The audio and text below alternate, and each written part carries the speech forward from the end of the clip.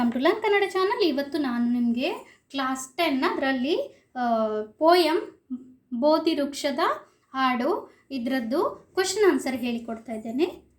ಕೆಳಗಿನ ಪ್ರಶ್ನೆಗಳಿಗೆ ಒಂದು ವಾಕ್ಯದಲ್ಲಿ ಉತ್ತರಿಸಿ. How to write the answers in one sentence. Siddhartha ಬುದ್ಧನಾದ ಪರಿಯನ್ನು ಕವಿ ಎಂತಹ ಕಥೆ ಎಂದು ಬಣ್ಣಿಸಿದ್ದಾರೆ? ಕವಿಯು ಸಿದ್ಧಾರ್ಥ ಬುದ್ಧನಾದ ಪರಿಯನ್ನು ಯುದ್ಧ ಬಿಟ್ಟು ಪ್ರೀತಿ ಕೊಟ್ಟ ಕಥೆ ಎಂದು ಬಣ್ಣಿಸಿದ್ದಾರೆ. Next question.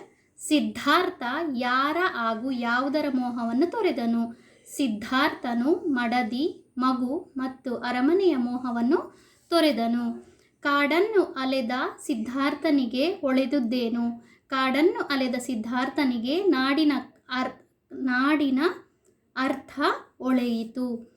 ಸಿದ್ಧಾರ್ಥನು ಕಾಡಿನಿಂದ ನಾಡಿನತ್ತ ಏಕೆ ಹೊರಟನು? ಪ್ರೀತಿಯನ್ನು ಹುಡುಕಿಕೊಂಡು ಸಿದ್ಧಾರ್ಥನು ಕಾಡಿನಿಂದ ನಾಡಿನತ್ತ ಹೊರಟನು. ಸಿದ್ಧಾರ್ಥನು ಕಂಡುಕೊಂಡ ಬದುಕಿನ ಗೂಢಾರ್ಥವೇನು? ಸಿದ್ಧಾರ್ಥನು ತಪಸ್ಸಿಗಿಂತ ಜೀವ ಪ್ರೀತಿ ದೊಡ್ಡದು ಎನ್ನುವ ಬದುಕಿನ ಗೂಢಾರ್ಥವನ್ನು ಕಂಡುಕೊಂಡನು. ನೆಕ್ಸ್ಟ್, ಬೋಧಿ ವೃಕ್ಷದ ಹಾಡು ಯಾರ ಜೀವನವನ್ನು ಕುರಿತು ತಿಳಿಸುತ್ತದೆ? ಬೋಧಿ ವೃಕ್ಷದ ಹಾಡು ಸಿದ್ಧಾರ್ಥನು ಬುದ್ಧನಾದ ಬಗೆಯ ತಿಳಿಸುತ್ತದೆ. ಬುದ್ಧನು ಅರಿತುಕೊಂಡ ಬದುಕಿನ ಸತ್ಯವೇನು? ಬುದ್ಧ ಯಾವ ಬದುಕಿನ ಸತ್ಯವನ್ನು ಅರಿತುಕೊಳ್ತಾನೆ?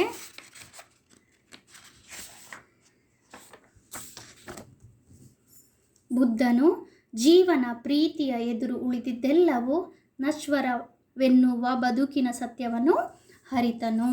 ಕೆಳಗಿನ ಪ್ರಶ್ನೆಗಳಿಗೆ 3-4 ವಾಕ್ಯದಲ್ಲಿ ಉತ್ತರಿಸಿ. ಸಿದ್ಧಾರ್ಥನಿಗೆ ನಾಡಿನ ಅರ್ಥ ತಿಳಿದು ಸಂದರ್ಭವನ್ನು ಕವಿ ಏನೆಂದು ಬಣ್ಣಿಸಿದ್ದಾರೆ? ಸಿದ್ಧಾರ್ಥನು ಕಾಡುಗಳಲ್ಲಿ ಅಲೆದಾಡಿದ ಹಾಗೆ ಸುತ್ತಾಡುತ್ತಿರುವಾಗಲೇ ಅವನಿಗೆ ನಾಡಿನ ಅರ್ಥ ಹೊಳೆಯಿತು. ಅದು ತಿಳಿಯುವ ಸಂದರ್ಭದಲ್ಲಿ ಅವನಿಗೆ ದೂರದಿಂದಲೇ ಕೋಗಿಲೆಯ ಹಾಡು ಕೇಳಿದಂತೆ ಅನಿಸಿತು. ಆಕಾಶದಲ್ಲಿದ್ದ ಶುಕ್ರ ಗ್ರಹದ ಅದೇ ತಾನೇ ಬೆಳಕು ಬೀಳುತ್ತಿರುವಂತೆ ತೋರಿತು. ಅರಳಿ ಮರದಲ್ಲಿ ಅವನಿಗೆ ದಿವ್ಯ ಜ್ಯೋತಿ ಕಂಡಿತು. The second question. ಸಿದ್ಧಾರ್ಥ ಬುದ್ಧನಾದ ಸಂದರ್ಭದಲ್ಲಿ ತುಂಬ ಪ್ರೀತಿ ಹೇಗೆ ಕೊಂಡಿತು? ಮರವನ್ನು ತಬ್ಬಿಕೊಂಡು ಬೆಳೆದ ಬಳ್ಳಿಗಳಲ್ಲಿ ಹೂಗಳು ಹರಳಿದವು. ಅಕ್ಕಿ ತನ್ನ ಮರಿಗೆ ಗುಟುಕನ್ನಿತ್ತಿತು. ಇರುವೆಗಳು ಗುಂಪು ತಮ್ಮ ನೆಲೆಯಿಂದ ಸಾಲಾಗಿ ನಡೆದವು. ಬೆಳ್ಳಕ್ಕಿಗಳು ಆಕಾಶದಲ್ಲಿ ಹಾರಾಡಿದವು. ಗೂಡಿನಿಂದ ಹಕ್ಕಿಯ ಮರಿಯ ಹೊಸ ರಾಗ ಕೇಳಿಬಂತು. ಮಕರದ ಪಾನಕ್ಕಾಗಿ ದುಂಬಿ ಹೂವಿನತ್ತ ಹಾರಿತು. ಗಿಡಗಳನ್ನು ತಬ್ಬಿಕೊಂಡು ನರ್ತಿಸುವಂತೆ ತೋರಿತು. ಸಿದ್ಧಾರ್ಥನು ಬುದ್ಧನಾದ ಸಂದರ್ಭದಲ್ಲಿ ಕಾಡಿನ ತುಂಬ ಪ್ರೀತಿಯ ಹೊಳೆಯು ಎಲ್ಲೆ ಮೀರಿ ಹರಿಯಿತು. The next question. ಕೆಳಗಿನ ಪ್ರಶ್ನೆಗಳಿಗೆ 8 ಅಥವಾ 10 ವಾಕ್ಯದಲ್ಲಿ ಉತ್ತರಿಸಿರಿ. ಸಿದ್ಧಾರ್ಥನು ಬುದ್ಧನಾದ ಪರಿ ಹೇಗೆ? ಸಿದ್ಧಾರ್ಥನು ಜನರ ಬವಣೆ ಪರಿತಾಪಗಳಿಗೆ ಪರಿಹಾರವನ್ನು ಹುಡುಕಲೆಂದು ನಡುರಾತ್ರಿಯಲ್ಲಿ ಅರಮನೆಯಿಂದ ಒಬ್ಬಂಟಿಯಾಗಿ ಹೊರಟನು. ಹೆಂಡತಿ, ಮಗ, ಅರಮನೆಯ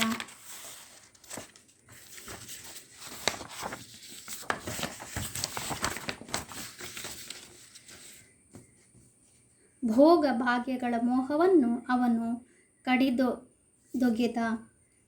ಕಾರ್ಗತ್ತಲೆಯಲ್ಲಿ ದಿಕ್ಕು ದೆಸೆ ಇಲ್ಲದವನಂತೆ ನಡೆದ. ಕಾಡುಗಳಲ್ಲಿ ಅಲೆದ. ದೇಹವನ್ನು ದಂಡಿಸಿದ. ತಪಸ್ಸು ಮಾಡಿದ. ಕಾಡಿನಲ್ಲಿ ಅಲೆಯುವಾಗಲೇ ಅವನಿಗೆ ಕಾಡು ನಾಡುಗಳ ಅಂತರ ಹೊಳೆಯಿತು. ದೇಶದ ಜೀವನದ ವಿಚಾರದ ಅರಿವಾಯಿತು. ಹೊಸ ಭಾವನೆ ಹುಟ್ಟಿತು. ಅಶ್ವತ್ಥ ಮರದಿಂದ ಅವನಿಗೆ ಮಹಾ ಬೆಳಕೊಂದರ ದರ್ಶನವಾಯಿತು. ಆಗ ಅವನಿಗೆ ಪ್ರಕೃತಿಯೇ ಸಂತೋಷದಲ್ಲಿ ತುಂಬಿರುವಂತೆ ಎಲ್ಲೆಡೆಗಳಲ್ಲಿಯೂ ಸಂತಸವೇ ವ್ಯಾಪಿಸಿರುವಂತೆ ತೋರಿತು. ಈ ಅನುಭವದೊಂದಿಗೆ ಆತ ಕಾಡನ್ನು ಬಿಟ್ಟು ನಾಡಿನತ್ತ ನಡೆದನು. ಪ್ರೀತಿಯನ್ನು ಅರಸುತ್ತಾ ಜನರ ಬಳಿ ಬಂದನು. ಜೀವ ಪ್ರೀತಿಯೇ ದೊಡ್ಡದು, ಅದೇ ಬದುಕಿನ ರಹಸ್ಯವೆಂದು ಅರಿತ ಸಿದ್ಧಾರ್ಥನು ಈಗ ಬುದ್ಧನಾಗಿ ಪರಿವರ್ತನೆ ಹೊಂದಿದನು. ಸಿದ್ಧಾರ್ಥನ ಬುದ್ಧನಾದ ಸಂದರ್ಭದಲ್ಲಿ ಪ್ರಕೃತಿಯು ಕವಿಗೆ ಹೇಗೆ ಕಂಡಿತು? ದೂರದಲ್ಲೆಲ್ಲೋ ಕೋಗಿಲೆಯು ಇಂಪಾದ ಗಾನ ಕೇಳಿದಂತೆ. ಆಗ ಆಕಾಶದಲ್ಲಿ ಶುಕ್ರಗ್ರಹ ಮೂಡಿ ಬೆಳಕು ಬೀರಿದಂತೆ.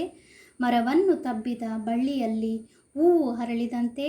ಹಕ್ಕಿಯು ಮರಕ್ಕೆ ಗುಟುಕನ್ನು ಕೊಟ್ಟು ಹಾರಿ ಹೋದ ಹಾಗೆ, ಇರುವೆಗಳ ಗುಂಪು ಹುತ್ತದಿಂದ ಹೊರಟು ಆಹಾರವನ್ನರಿಸಿ ಸಾಲು ಸಾಲಾಗಿ ನಡೆದ ಹಾಗೆ, ಆಕಾಶಕ್ಕೆ ಏರುವಂತೆ ಬೆಳ್ಳಕ್ಕಿಗಳು ಗುಂಪಾಗಿ ಹಾರಿದ ಹಾಗೆ ಸಿದ್ಧಾರ್ಥ ಬುದ್ಧನಾದ ಸಂದರ್ಭದಲ್ಲಿ ಕವಿಗೆ ಕಂಡಿತು. ಅಲ್ಲದೆ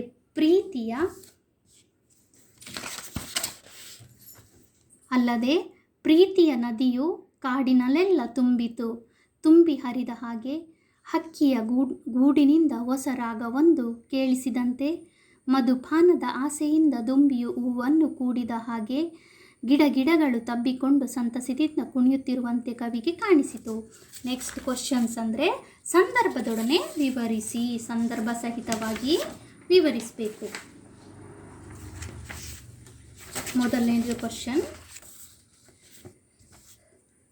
ಗೊತ್ತು ಗುರಿ ಇಲ್ಲದೆ ಕತ್ತಲಲ್ಲಿ ನಡೆದನು.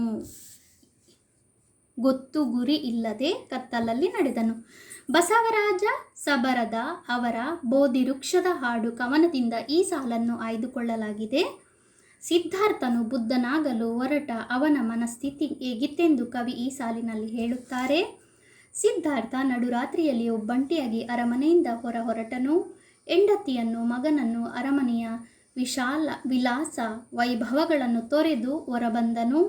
ಕಗ್ಗತ್ತಲೆಯಲ್ಲಿ ನಡೆಯುತ್ತಿದ್ದ ಅವನಿಗೆ ಎತ್ತ ಸಾಗಬೇಕು, ಯಾರನ್ನು ನೋಡಬೇಕು, ಏನು ಮಾಡಬೇಕು ಎನ್ನುವ ನಿಖರವಾದ ಧ್ಯೇಯಗಳಾವುವು ಅವನ ಕಣ್ಮುಂದೆ ಇರಲಿಲ್ಲ.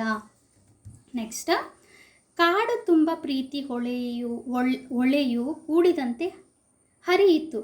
ಬಸವರಾಜ ಸಬರದ ಅವರು ಬರೆದಿರುವ ಬೋಧಿವೃಕ್ಷ ಹಾಡು ಎನ್ನುವ ಕವಿತೆಯಿಂದ ಈ ಸಾಲನ್ನು ಆರಿಸಲಾಗಿದೆ.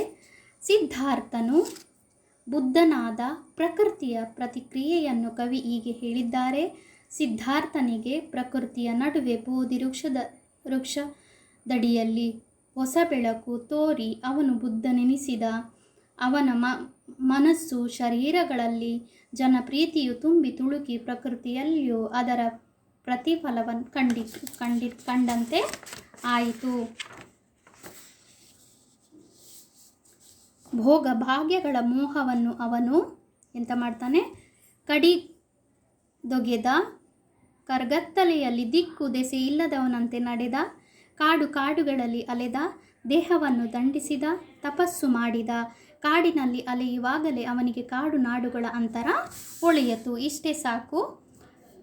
ನೆಕ್ಸ್ಟ್, ಸಿದ್ಧಾರ್ಥನು ಬುದ್ಧನಾದ. ಓಕೆ,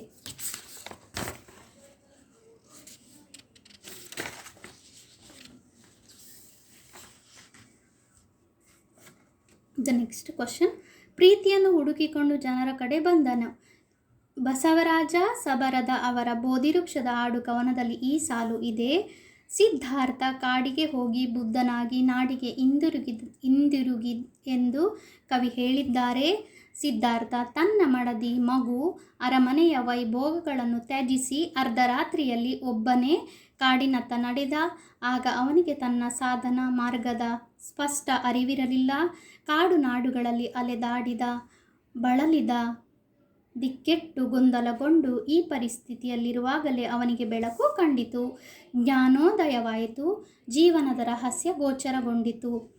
ಜೀವ ಪ್ರೀತಿಯೇ ದೊಡ್ಡದು ಎಂದು ಅರಿವಾಯಿತು.